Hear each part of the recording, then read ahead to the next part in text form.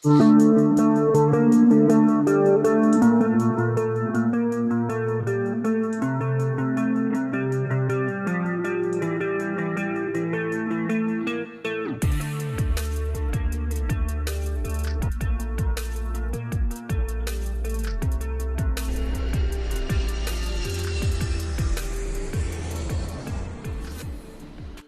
is going on, everybody? Welcome back to another episode of Unknown Destination. My name is Justin, and that over there is Andrew. Andrew, how are you doing today? Pretty good. Not too much new going on this week. Just trying to kind of get my day going, honestly.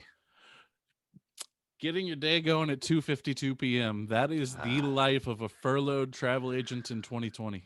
Yeah, and we're not going to go with the fact that I'm actually an hour ahead of you. It's almost 4 p.m. But Oh yeah, yeah, the sun's starting. I mean, I don't think the sun came out today, in my defense. So how am I supposed to know when to get up? If we're being totally honest, it's sunny here. So before we jump into everything today, I'm going to be honest, there's not a lot of new information, but we're going to try to cover everything that we can. But first, I just wanted to give a huge shout out and thank you to Raise Energy, because number one, they're keeping me awake right now, and number two, they have partnered. I take it that's what a can would look like underwater. For those of you that don't know, Andrew is basically a floating head right now in the sea. But anyway, if you want to try their flavors, honestly, I haven't tried one that I have not liked so far, but this strawberry colada is definitely one of my favorites. What about you, Andrew? Which one did you like the most so far? I think that either the grape flavored one, and like every energy drink, they've got special names for them, but it's grape. And the other one is like a white. It almost tastes kind of like a Sprite. I can't remember which one that one was called. Yeah, that's the one. Phantom Freeze. Phantom Freeze. That it's between the grape and the Phantom Freeze for sure for me. I like both of those too. So if you guys want to try one of these Raise energy drinks, you can use the link in the description below, or go to repsports.com. And if you use the code Unknown Destination, you'll get 15% off your first order. So now that that's out of the way, though, let's go ahead and jump into it. What's the first thing you got this week, Andrew? First thing that I thought was kind of like a cool little send off, more of a start off on a good news. There was a Southwest pilot that was retiring this week, and I guess there was kind of a cool little send off that they did for him. A lot of pictures taken. They did a collage of. There's a known photographer that's been, I guess, has known this particular pilot for about 5 years now. And he did like a really cool send off for him. He texted the pilot as he was taking off for his last flight and said, "Look out the window." And there's a whole bunch of people waving and cheering for him on the runway. So that not too much extra with that story, but I just thought I'd kind of start off with that, since a lot of the news nowadays is not so great. It's kind of nice to see that the little things, I guess. Yeah, that's definitely awesome. It's nice to hear something good every once in a while, but this is 2020, and you left me with a segue right into some depressing news, so I'm gonna go there. Perfect. All right, that's all right. I'll be good cop today. Okay, I think you normally are, if we can find anything good in general. That is true. All right, all right. Hit me with the depressing.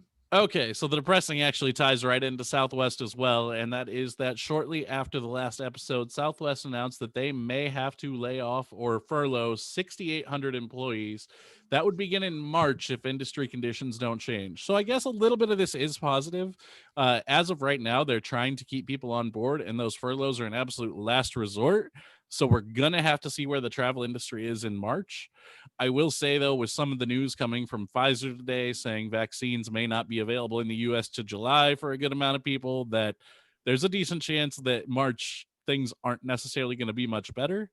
And on top of that, these stories are actually kind of causing some issues between the airlines and the labor unions, because there's Mm. some argument over whether or not the airline should be responsible for salaries and severance packages and things like that during furlough. So honestly, the entire industry obviously has been a mess, but Southwest Airlines in the entire 50 years they've been in business has never furloughed or laid off a single employee. So that is a very big deal.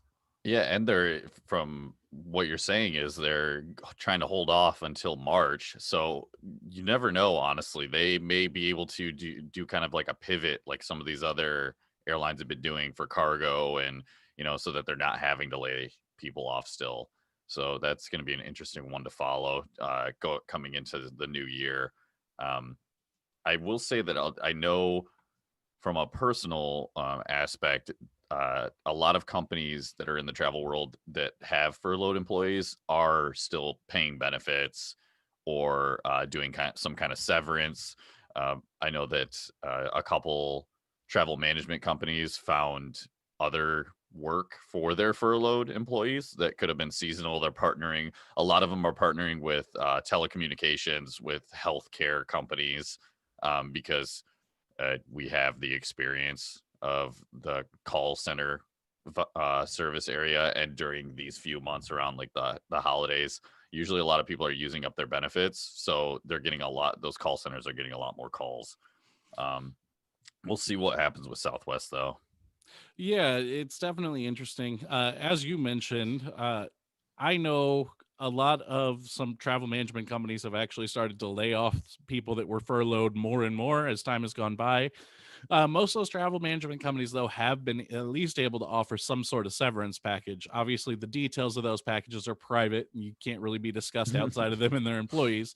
Uh, but these companies are doing everything they can to try to take care of their employees, and Southwest has never been an exception to that rule.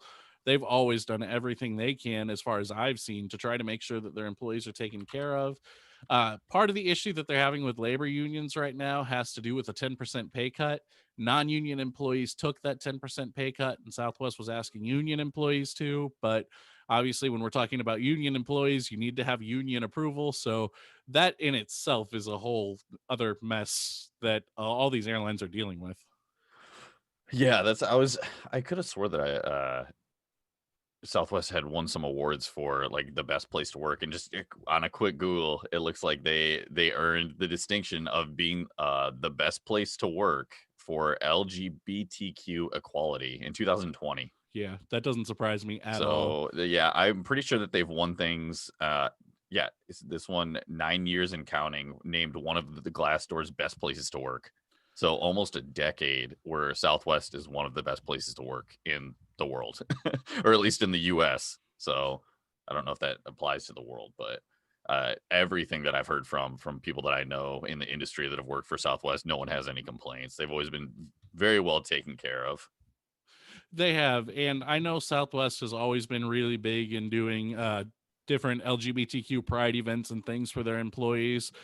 There was a show on A&E like 15 years ago called Airline, and it Hmm. was basically they just followed Southwest employees around. There's a really good episode of that where Cisco flies on a Southwest flight, and one of the employees sings the thong song to him. Um, God, yeah, it's that's wonderful. That's so relevant to I just watched an episode of Legends of Tomorrow and Cisco was on it. I That's funny. Cisco just keeps you can't get away from him. That's you know what? This is completely off subject, but that is what an iconic man, because it is 2020. When did that song came out? What, 20 years ago? And it Yeah. was literally the definition of a one-hit wonder.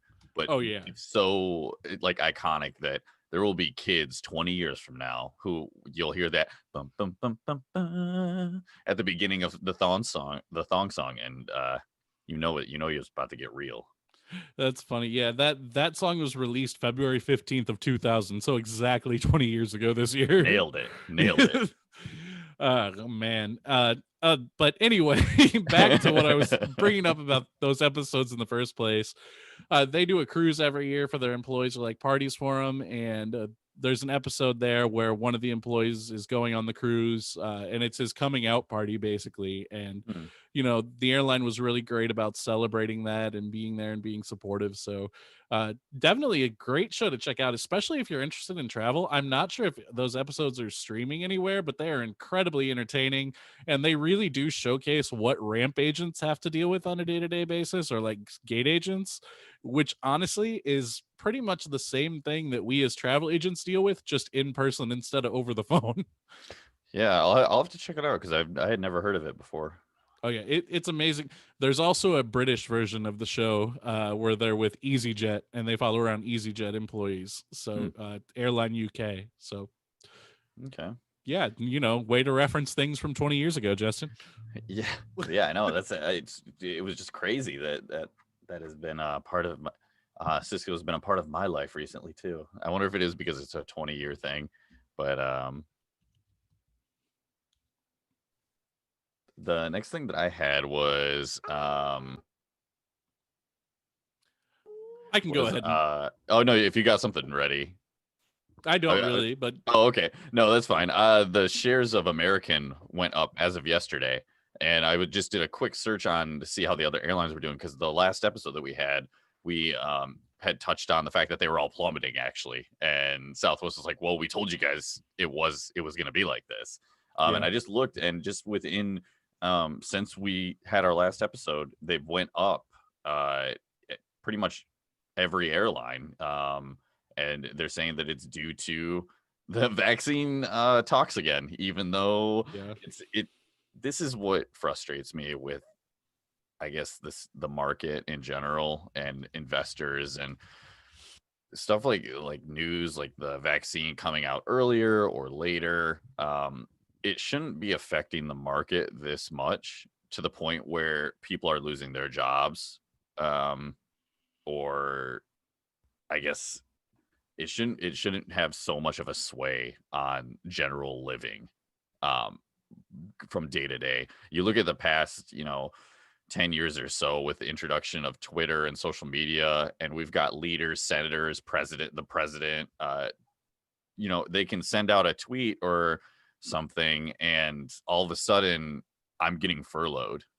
That shouldn't be Right. a thing in the US or anywhere. That shouldn't one person's opinion, whether right or wrong, should not be causing this kind of a swing.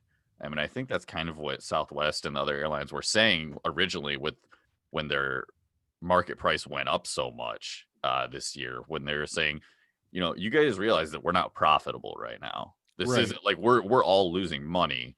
Why are you projecting that we are doing well just for the investors? But and now they're up to almost even to where they were in January, at least in some situations. Southwest is actually the highest share out of Delta and American by quite a big margin, and I'm wondering if that's because of them not having to furlough, because I'm Oh, assuming they wow. had something in place, because you look, in American is a good 27% lower than Southwest as of today, basically. American, it's showing, is down almost 40% to where they were in January. So Yeah, I was just Southwest looking only at that being too. about 11% down. They are saying, investors should remain cautious, just because it's going to take years to rebuild the brands, even after passenger traffic returns to normal levels. So I don't know. American is not looking good. In the past, they have survived, so they're the kind of the Yeah. survivor airline. But still, I don't know. Yeah, I would say I don't think any of these airlines are going to go under from this, but I would not be surprised if you see some Chapter 11 bankruptcies for restructuring that they need to come out of on the other end without airline assistance. Now, that brings us kind of to the stimulus debates that are going on here in the United States. One Right? thing that is agreed on both sides of the lines is $25 billion in airline relief. This time around, though, that is also meant to include the motor coach industry, which did not get any help the first time around. Wow. It's something we haven't really talked much about here just because bus travel is not as popular as it used to be. But that industry is basically they got decimated by this, and they haven't had any assistance up till now other than like the Paycheck Protection Program. But then you talk at companies as big as Greyhound that may not have been eligible for that, and they haven't had any help. So the airlines have at least gotten a little bit of a bailout, but the motor coach industry just hasn't at all. Yeah, so let's keep our fingers crossed. And if you are one of the people that like to reach out to your leaders, your senators, I would highly recommend doing so. I talked to probably 10 to 12 of my senators here in Michigan during this entire pandemic, and I've got responses from 11 of the 12. Yeah. It's been a pretty good back and forth that I've been able to establish, just giving them kind of my background. If you do want to reach out, don't be a generic. I know a lot of people get those spam emails saying, call this number and say this exact thing.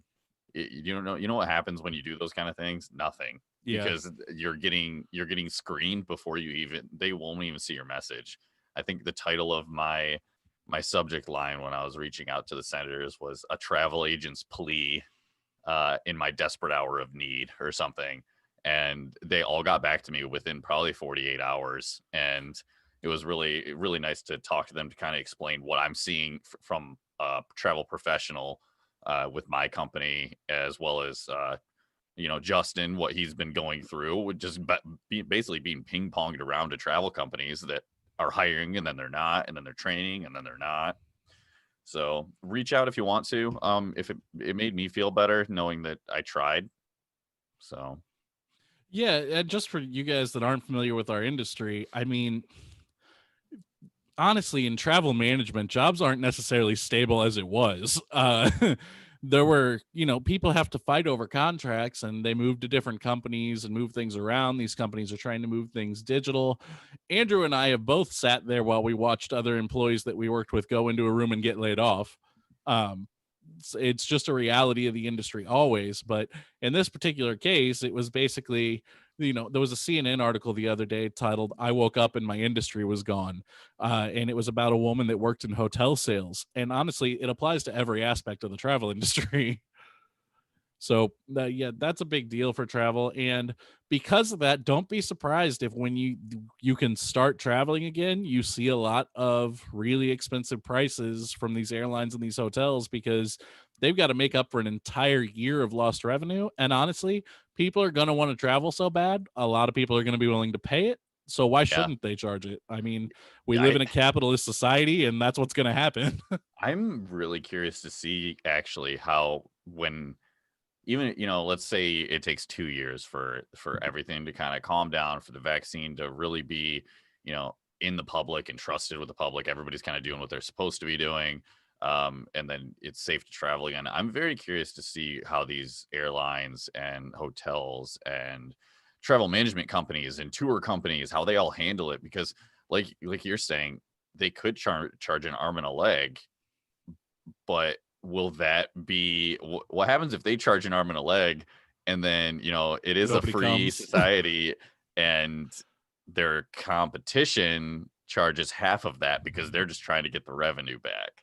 And I'm very curious if it's going to turn into, like, I don't know if you remember when we were younger, the gas prices. yeah, People would actually, like, nickel, like the guy across the street would literally lower it at 5 cents, and then the other one yeah. would lower it 5 cents. So It's kind of funny you mentioned that. By me, right by the high school I went to, there were two gas stations, and the same guy owned both of them. So he would purposely raise the price at the one across the street, which 100% against the genius. law. Genius. Yeah. Now he owns one gas station, and the other one's just an auto repair shop because the government shut it down. That makes sense. Yeah, but that just reminded me of that. But yeah, it'll be interesting to see what happens, because we've discussed on a couple episodes, a couple of hotel chains actually have stayed profitable this year. Yep.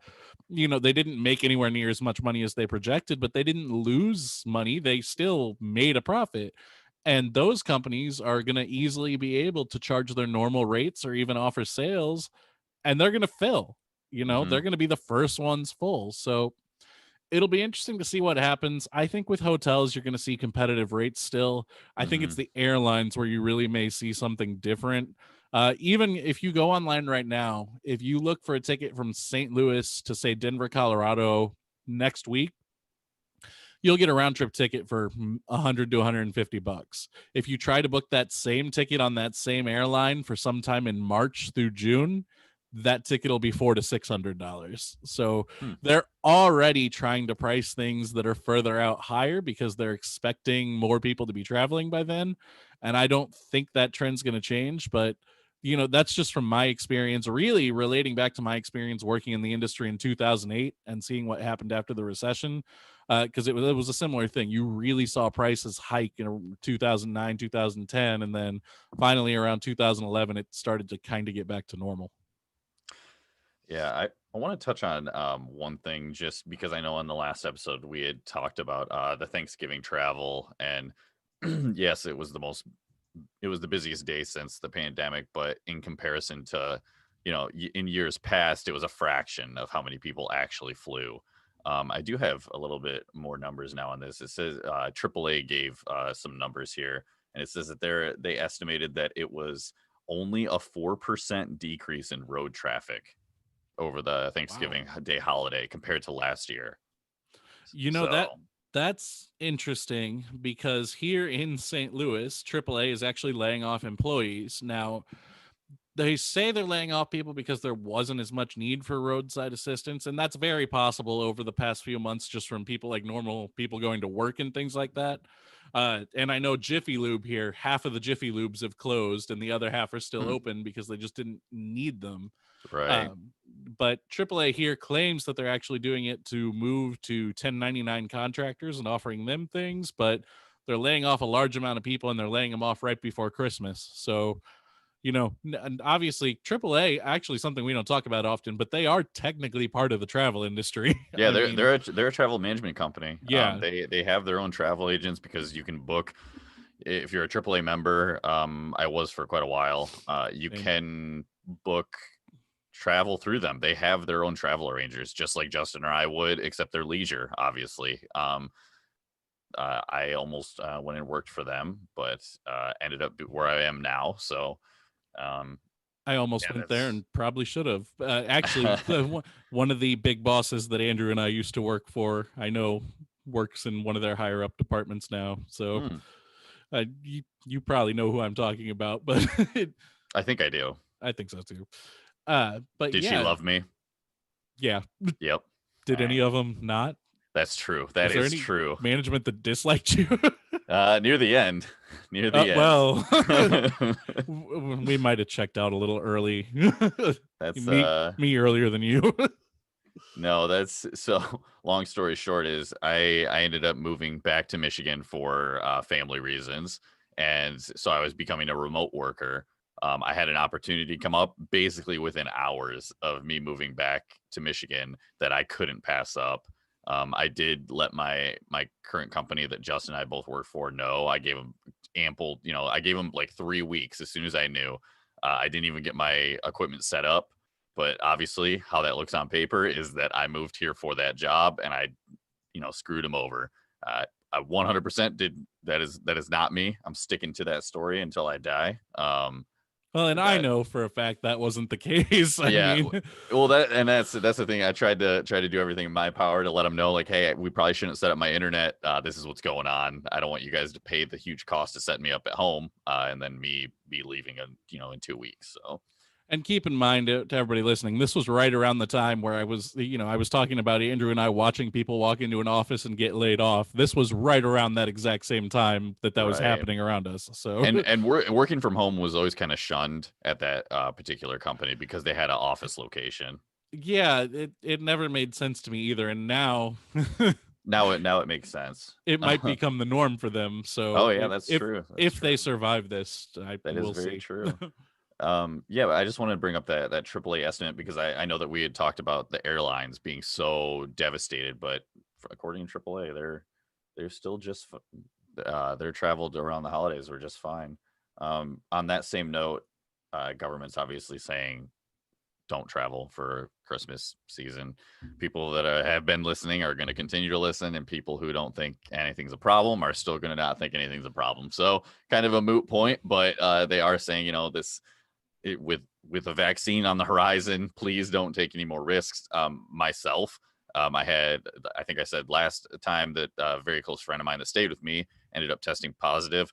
Tomorrow is the end of my 14-day quarantine. Very, very happy. I didn't display anything. Not sure if I have it. I'll be going to the doctor next week to see if I have the antibodies. But after consulting with them, my doctor said the best thing to do was if I had the luxury of quarantining, just do that, and I'll get tested after the 14 days are up. So that if you do end up thinking that you might have it and you are able to quarantine, maybe reach out to your doctor and see if that's better, because what I was given was you have a better chance of getting it by going out if you don't have it already. And if you do have it and you go out, then you have a higher chance of spreading it. So literally self-quarantining can be more powerful than anything. So, yeah, especially if you don't have any symptoms. Obviously, if you're symptomatic, that's different. You probably need to seek treatment. But absolutely. If you don't and you're able to quarantine and then just get that antibody test to find out if you did have it, great. Do it. Yep, absolutely. So something kind of related, since we're still talking about airlines, and honestly, I only really have stuff about airlines this week. Yeah, I've got a couple just minor things about but yeah, airlines is a lot of it. So American Airlines is now offering pre-flight COVID-19 testing for all U.S. destinations with travel requirements. So if you are flying into a city that has a travel requirement where you need to quarantine, they are offering this pre-flight COVID-19 test. The test is to be taken 24 hours ahead of time, and it costs $129. They are available for purchase beginning December 9th, so tomorrow, for travel starting December 12th. So American, that's not for international, but there are some domestic destinations that are requiring quarantine upon arrival, so this helps avoid that. Yeah, or testing. Yeah, I saw that. It looked like there was about a dozen or so states as of now that are requiring that. So I'll just read them off real quick here. I see Alaska, Connecticut, District of Columbia, Chicago, which that would be Illinois. I'm not sure why the Illinois as a city itself is not requiring the quarantine. It is actually it's just literally the city of Chicago. Okay, well that makes sense then. All right. Very strange that they're not on the same page, but anyway. Hawaii, Maine, Maryland, Massachusetts, New Hampshire, New York, Pennsylvania, Puerto Rico, Rhode Island, and Vermont. So in the Northeast, if you live in the Northeast or out in the middle of nowhere, or Chicago. Or Chicago. Summed it up. That's where they're requiring these for domestic travel. Yeah. So just to jump into a little bit of testing stuff with flights a little bit more, Delta and KLM have a new pre-flight testing program that'll allow Americans to travel to Amsterdam without quarantining. This program starts December 15th and is for travelers heading out of the Atlanta Hartsfield Airport. And it does apply to all flights on Delta or KLM, either in the partnership. Let's see here. Looks like the program initially is only going to run for 3 weeks, but it allows you to skip the quarantine when you go there. However, you still have to only be traveling to the country for essential reasons like work or school. So doesn't necessarily apply to leisure travelers, but if you're someone that is trying to go to the Netherlands for work or for some sort of school trip or education, that's something that you could be able to go ahead and take advantage of.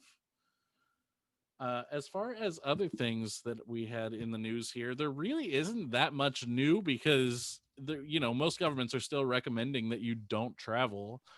Yeah. That's I actually just saw something similar to governments not wanting to travel. We talked, I think, on a couple of different episodes about Britain, because they're kind of the world leader of vaccine. Everything that we've heard has been from Europe in general about vaccines, and they're probably going to be the first to have vaccines because they cared more than us about getting a vaccine more quickly. And I think that's a lot to do with because of Italy and how absolutely decimated Italy got in the beginning.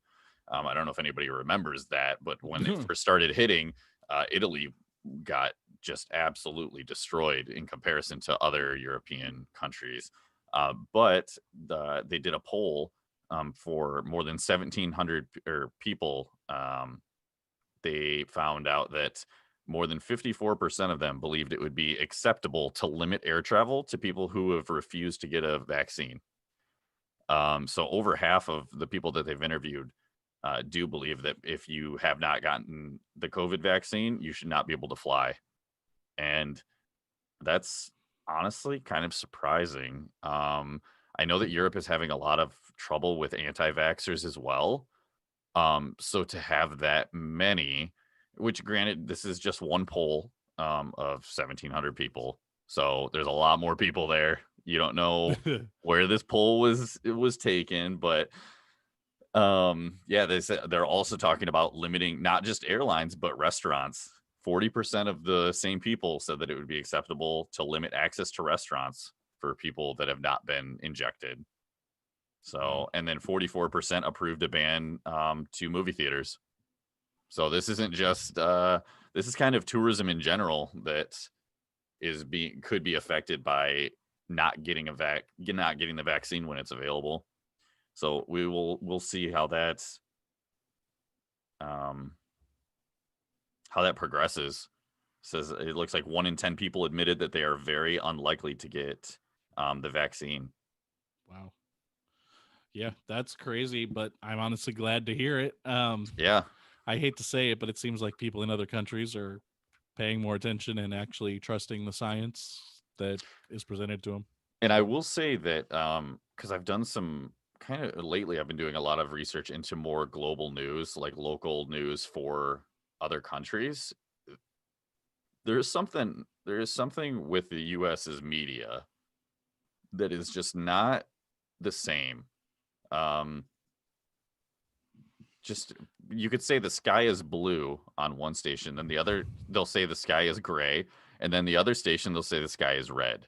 They don't Right. have that so much in other countries or other local news places like we do here. Just from where I'm at in Michigan, we get at my parents' house, we get 3 different news stations.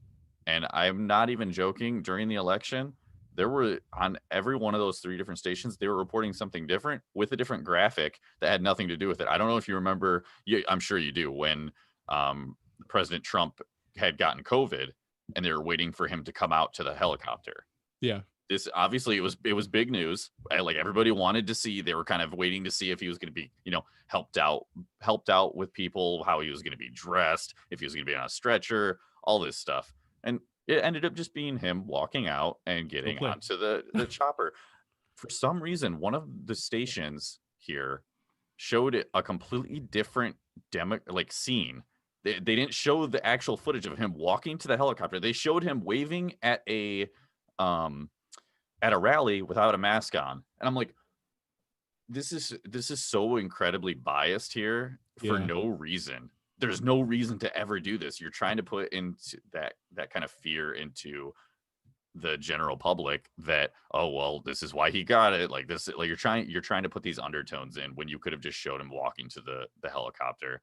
And this is just the bias that you see no matter what station you watch. And then you go to I saw we don't need to go into why I was watching the Netherlands news, but there was a station there, and it's what everybody goes off of, and it was just facts. It was insane to watch them bring an actual scientist on and say, this is this, and then you look, and every article I was reading up on it, everyone just believes that because it's from a scientist.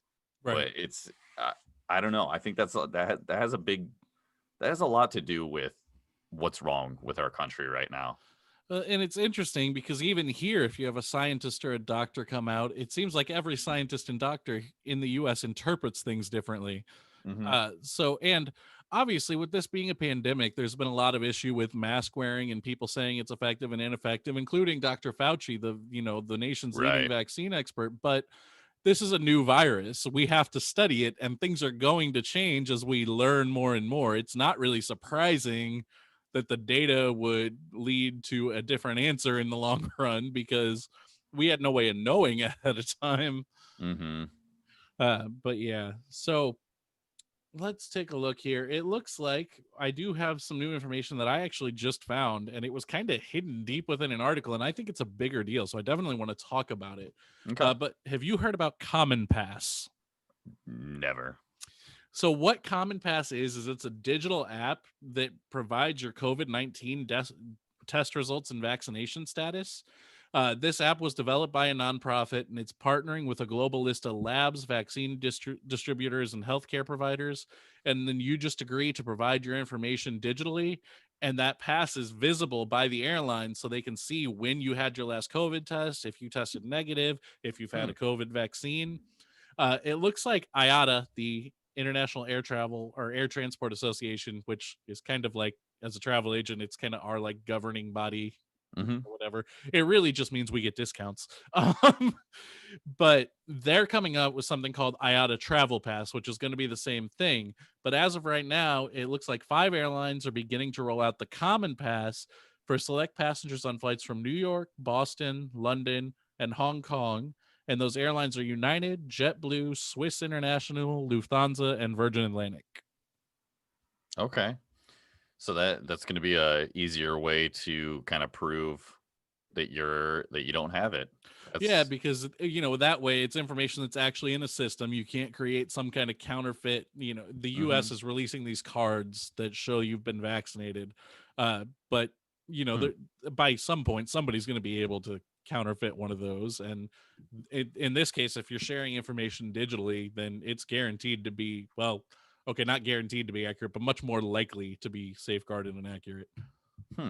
Yeah, I had not heard of that anymore. Yeah, I didn't see anything in the news about that either, so it must have been hidden a little bit. That should be something that is being promoted more. I don't know if that's possibly a Google thing where they don't have quite the right keywords So this to is hit. funny because we hated on this article.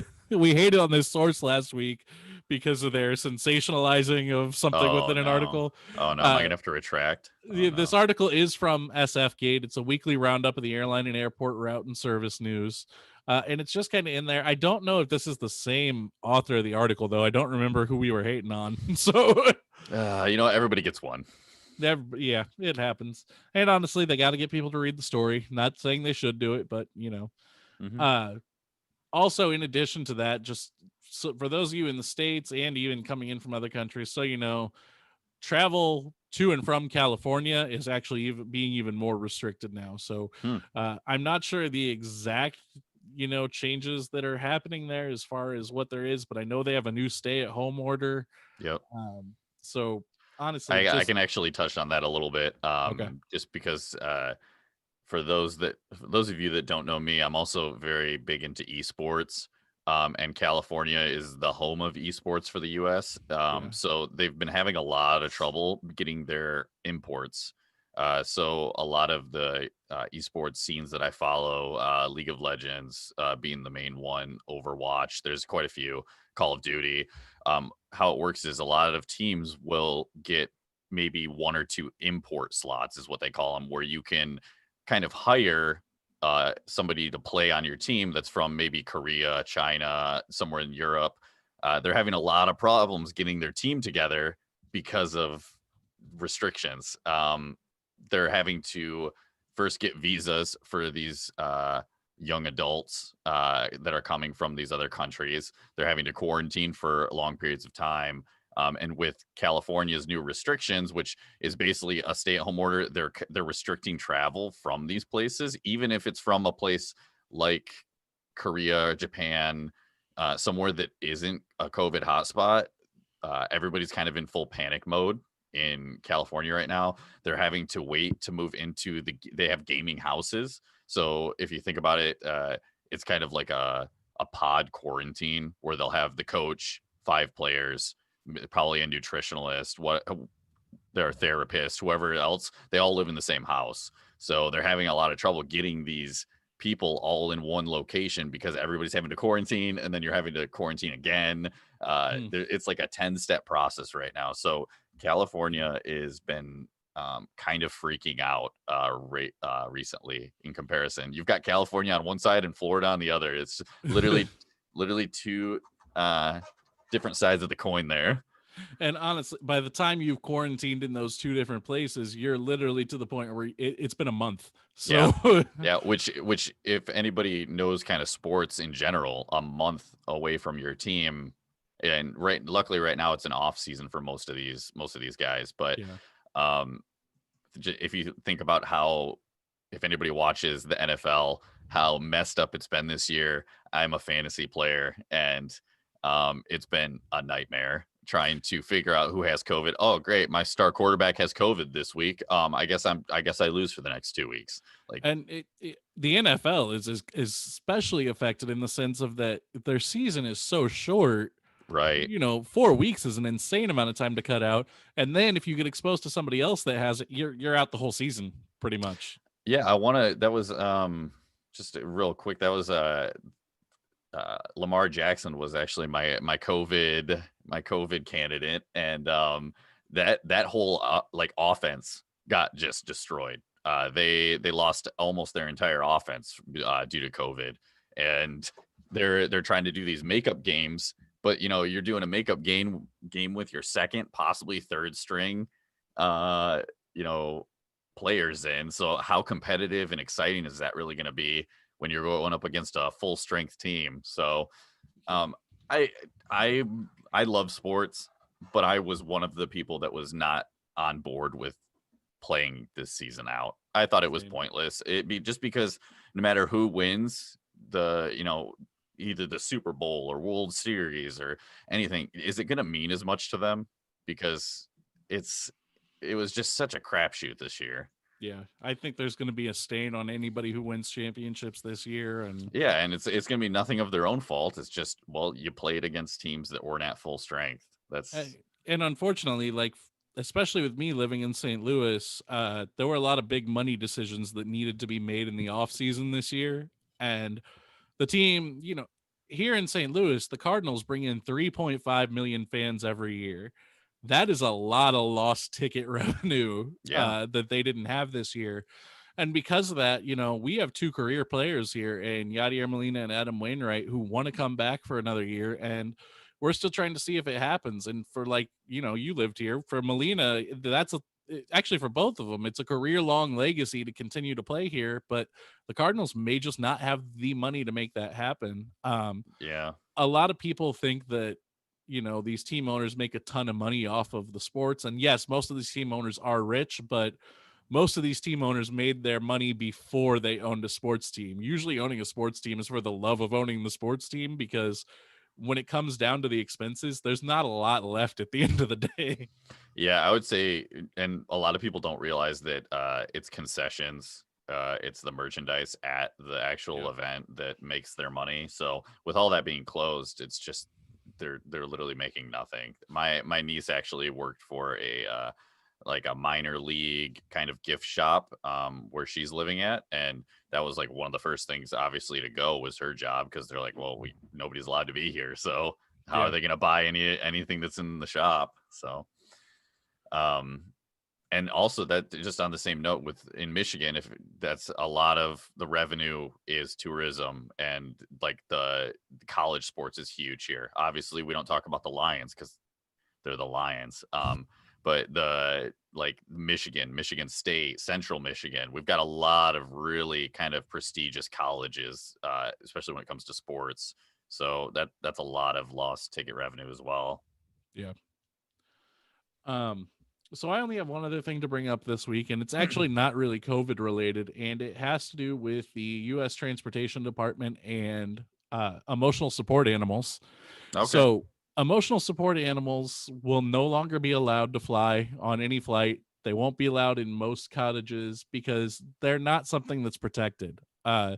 A service animal like a guide dog or a registered service animal, something completely different. But Hmm. honestly, too many people abuse that emotional support animal phrase, and because of that, it's not going to be allowed anymore. You can still have your dog trained to actually become a service animal if you have some sort of mental disability or a physical disability, but as far as just an animal that you refer to as your emotional support animal, that's not going to fly anymore. And as someone with visually impaired parents and knowing a lot of people who have flown with their guide dogs, and this has been an issue for them because only so many animals can be on a flight, Hmm. I fully support this. Yeah, I've kind of supported this anyway. Like you said, a lot of people are abusing it, and to be fair, this is gonna sound really insensitive, but if you are if you're not emotionally stable enough to fly on a flight by yourself, don't fly. That's I don't know. I don't know what else to say. If you really, and I know there are people who are gonna say or think, well, that's not fair because I want to go to Australia as much as the next person. It's like, well, at a certain point, so either fear wins or it doesn't. And if you want to go bad enough, you're gonna go. That's Yeah. that has been always my mindset on things. If I'm too scared to do something, then I must not want to do it bad enough.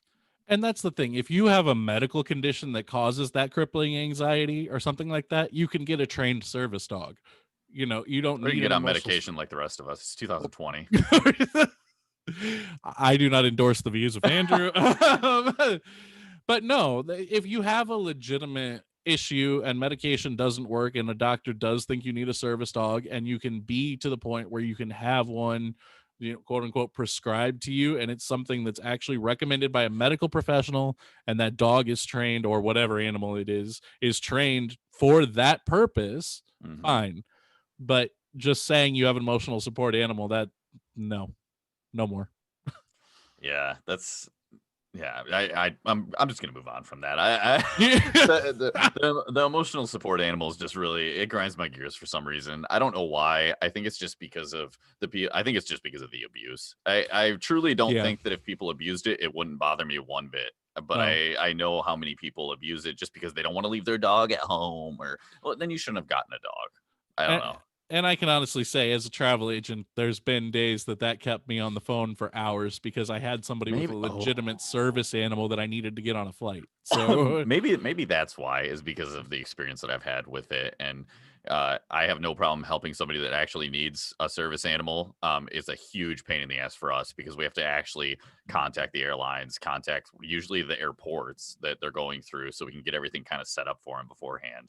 Um, I just wanted to touch just if you are going to be traveling during the holidays, just 5 tips from the TSA that I found here, just to kind of try to make it smoother for you guys here. Number one, download the TSA app. It makes it a lot easier to figure out flight delays. If you have last minute questions, they have a really good Q&A kind of embedded into their app, as well as check out maybe follow the TSA's Twitter page. It's very active. So if you do have information or questions, they're most likely going to reach back out to you. Twitter's great for that when it comes to the travel industry in general. If you have airline issues, they're usually their representatives, their social media representatives, reach out very quickly to address it because we all know what happens if they don't. And yeah. number two, enroll if you do have pre-check, make sure that you're enrolled in it beforehand, so you're not having to do that at the airport. You They say do not wrap things in wrapping paper. If you're taking gifts, use like a bag. Put some just wrap it how you would normally in a bag instead of that, because if it goes off, they're gonna rip that wrapping paper open anyway, and instead of just taking it out of a bag. Don't forget your mask, and of course, just pack your essentials. So follow the normal guidelines as usual when it comes to liquids, that kind of thing, because it's the quicker and easier everybody can get through TSA, the more safe the experience is going to be. Obviously, less contact is better. Yeah. I think to add to that, if you're able to send your gifts ahead of time Mm. and not take them on the flight, even better.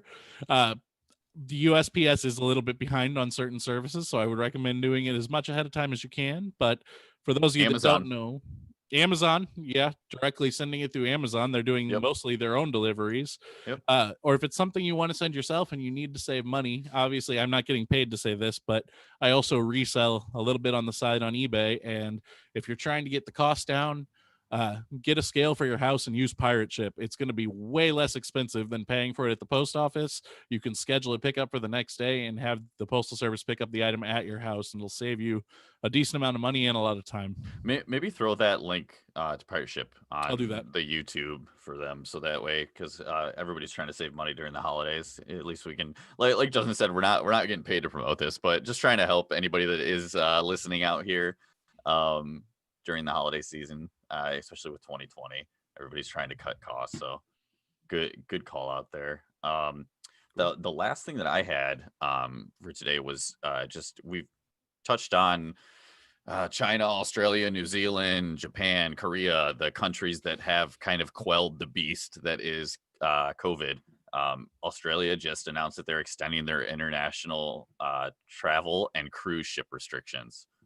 A country's health minister said COVID-19 is quote unquote spreading as quickly as ever. So they have extended this for another 3 months, I believe. Yep, until March, lengthening its emergency period by 3 months. So restrictions on overseas travel until then. They announced the extension. This was this morning, actually. Wow. It was this kind of restriction was put in place on March 18th of last year. So it's now running until March 17th. So think about that. A country that has basically beat it is still being this cautious. Up for 1 full year, they've been basically quarantined. That's crazy. And the restrictions during this emergency period, just to give a brief overview on what that means, it limits the cruise ships movement and outbound international travel. So retail stores at international airports are facing restrictions. Government's working closely with the cruise industry to develop a framework for the staged resumption of cruise ships in a manner that's proportionate to the public health risk. And just what that means is capacity limits. They're trying to figure out how they can put as many people on the ship as safely as possible, what kind of cleaning needs to take place, what kind of pre-trip, like the COVID screenings.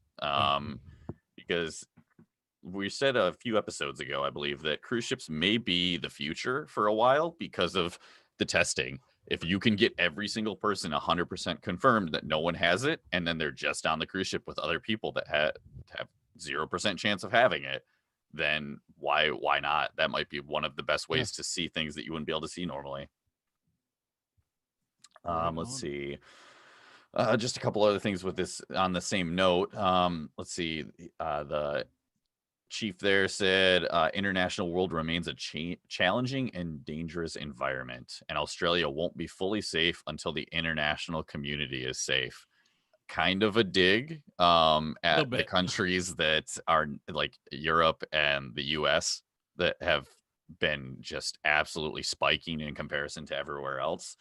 They said that the recommendation came to extend the emergency period came from medical and it says and other advice provided by the Australian Health Protection Principal Committee and the Commonwealth Chief Medical Officer. So this was something they've been talking about for a while, and since they already had those restrictions in place, they just decided to extend them. So they're not really changing anything with the restriction, but for those that didn't know what the restriction was, and this comes in light of 15 new cases of coronavirus in the last 24 hours in Australia, bringing its total to more than almost 28,000. So just a small fraction of what we had in the US. They've only had 908 people die. Wow. They say there's only 44 cases currently active in all of Australia. That's crazy. So yeah, 44 current cases active and 33 are hospitalized. So I assume the other 11 are self-quarantine with no symptoms. That just think about 33 people in that entire country hospitalized and how many are here. Yeah. The number difference is astounding, and it really just shows you the difference that it makes to have reacted to this correctly in the first place. Yeah, it speaks volumes to just leadership as well. Not even just leadership, but also the people because they're obviously listening to Right. uh, common sense, not being necessarily swayed by anything in particular. So Well, that was the last thing I had in the travel world, unless you had anything else. I don't really have anything else this week. Like I Okay. said, not a lot of new information this week.